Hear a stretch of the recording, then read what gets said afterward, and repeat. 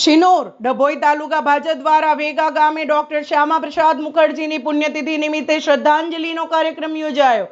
ડભોઈ તાલુકા ભાજપ દ્વારા દર્ભાવતી ધારાસભ્યના વરદ હસ્તે ડોક્ટર શ્યામા પ્રસાદ મુખર્જીના બલિદાન દિવસ નિમિત્તે શ્રદ્ધાંજલિનો કાર્યક્રમ યોજવામાં આવ્યો, જેમાં દર્ભાવતીના ધારાસભ્ય શૈલેષ મહેતાએ દીપ પ્રાગટ્ય કરી ડોક્ટર શ્યામા પ્રસાદ મુખર્જીને શ્રદ્ધાંજલિ અર્પણ કરી હતી।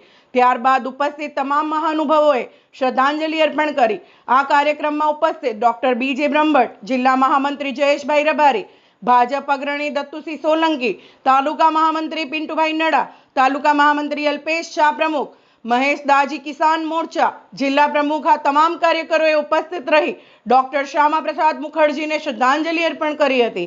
ત્યારબાદ દર્ભાવતીના ધારાસભ્ય શૈલેષભાઈ મહેતાએ વેગા પ્રાથમિક શાળાના બાળકોને ફ્રૂટનું વિતરણ કરી કાર્યક્રમને પૂર્ણ કરવામાં આવ્યો હતો। Reporter Rahul Prajapati, Sadhli, SD news, Gujarati.